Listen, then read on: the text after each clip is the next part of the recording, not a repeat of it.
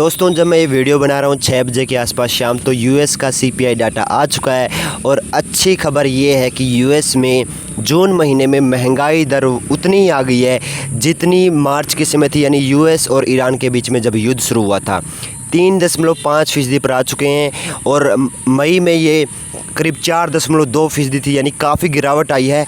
अब इशारा साफ है कि फेड भी रेट हाइक नहीं करेगा और फेड को 2% से ऊपर रखना है, तो कहीं ना कहीं चांस कम होते जा रहे हैं रेट हाइक के।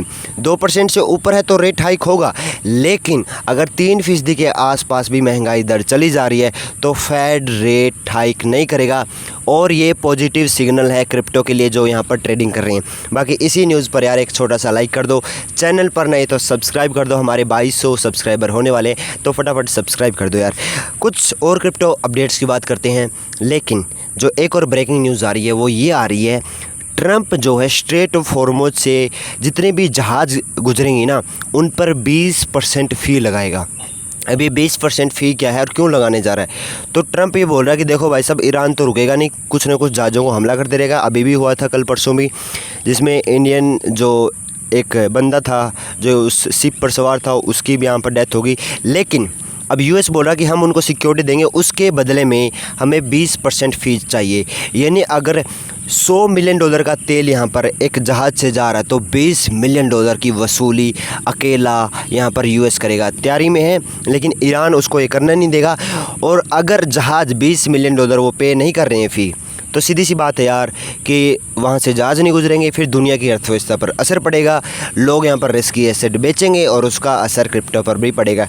लेकिन ओवरऑल सीपीआई डाटा यही बता रहा है कि भाई साहब अभी वो सिचुएशन नहीं बनेगी, महंगाई इधर कम हुई है, 3% तक भी पहुँच रहे हैं, बढ़िया चीज़ है। फेड के लिए अच्छी चीज़ है। फेड जो वहाँ का आरबीआई है यानी सेंट्रल बैंक है, वो रेट हाइक नहीं करेगा। अभी एक और अपडेट आ रही है यूएस गवर्नमेंट की तरफ से। मेरे पास 3-4 खबरें हैं आज यूएस की तरफ से। और एक अपडेट ये है कि यूएस गवर्नमेंट ने ना बिटकॉइन और इथेरियम को मूव किया। लगभग $300 मिलियन के बिटकॉइन और इथेरियम को मूव किया है। क्यों मूव किया है? क्योंकि ना ये सीज थे, यानी किसी न किसी स्कैम वगैरह से इनको कलेक्ट किया गया था और उनको गवर्नमेंट ट्रेजरी के अंदर रखा गया था, रिजर्व के अंदर। लेकिन अभी $300 मिलियन के यहाँ पर लगभग क्रिप्टो करेंसी को, बिटकॉइन को, इथेरियम को कॉइनबेस प्राइम पर भेज दिया गया। और जब भी कॉइनबेस प्राइम पर यहाँ पर बिटकॉइन या कुछ भी क्रिप्टो करेंसी जाता है तो सेलिंग के लिए जाता है। लेकिन हमारे पास ना ट्रंप का एक बयान आता है, एक ऑर्डर आता है मार्च 2026 का। उन्होंने बोला था कि जो भी सीज हुए यहाँ पर क्रिप्टो करेंसी हो गए उनको यूएस के रिज़र्व के अंदर रखा जाएगा, उनको बिल्कुल भी बेचा नहीं जाएगा। तो उम्मीद ये है कि जो $300 मिलियन की क्रिप्टो करेंसी है उनको यूएस गवर्नमेंट कभी भी यहाँ पर बेचेगी नहीं, उम्मीद यही है। यानी 3-4 पॉजिटिव न्यूज़ है यूएस की तरफ से जो आपके पोर्टफोलियो पर इम्पैक्ट ला सकती है। लेकिन एक चीज़ और है, मेरे को काफ़ी लोग यहाँ पर माइनिंग के बारे में पूछ रहे थे कि माइनिंग को लेकर कुछ बताओ। तो माइनिंग को लेकर एक ऐसी अपडेट आ रही है ना जिससे सुनकर काफ़ी लोगों के यहाँ पर सिर चकरा गए। एक बंदे ने केवल $200 की माइनिंग मशीन से $2 लाख का यहाँ पर बिटकॉइन माइन कर लिया। यानी आप समझ रहे हो कितना बड़ा रिटर्न यहाँ पर उसको मिल गया। इलेक्ट्रिसिटी का बिल था वो अलग बात है, लेकिन फिर भी आप देखोगे $200 की मात्र की मशीन से। और ये रैंडम होता है, ये मन सुन लो, 1 करोड़ में एक ही चांस बनता है कि ऐसा बंदा कर पाते हैं। और इस बंदे का चांस मिला, यानी बिटकॉइन माइनिंग भी अपॉर्चुनिटी बहुत बड़ी बड़ी दे रहा है इस बियर मार्केट में भी, जहाँ मैक्सिमम माइनर लॉस में है और एकदम से रैंडम माइनर आ जाता जो घर बैठे एक $200 की मशीन रखे हुए हैं, वो यहाँ पर $2 लाख आपके बिटकॉइन माइनिंग से बना लेता है। और इसी बीच अपडेट ये भी आ रही है यूके की तरफ से। यूके एक no gain no loss policy लाने वाला है। ये पॉलिसी ये कहती है कि जितने भी DeFi प्लेटफॉर्म या लैंडिंग प्लेटफॉर्म यानी क्रिप्टो कंपनियों से जो आप लोन लेते हो उन पर जो ट्रांजैक्शन होती है उस पर हम TDS बिल्कुल ख़त्म करने जा रहे हैं।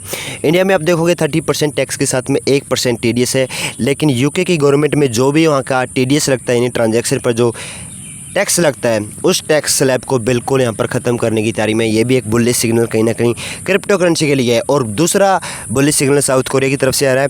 साउथ कोरिया में जो है टोकनाइजेशन गवर्नमेंट बॉन्ड बनने जा रहे हैं, उनकी टेस्टिंग शुरू हो चुकी है। और आप देखोगे ओवरऑल दुनिया भर में टोकनाइजेशन का मार्केट बहुत तेज़ रफ्तार से ग्रो कर रहा है। ब्लैक रॉक और भी बड़े बड़े इंस्टीट्यूशन प्रिडिक्ट कर चुके हैं ये मार्केट 2030 तक $10 ट्रिलियन से ऊपर का जाएगा। अब क्रिप्टो मार्केट देखो यार, 2 ट्रिलियन है और केवल रियल वर्ल्ड एसेट का टोकनाइजेशन का मार्केट $10 ट्रिलियन को यहाँ पर क्रॉस होता हुआ दिखाई दे सकता है। अब काफ़ी लोग पूछ रहे हैं कि अब आगे क्या होगा।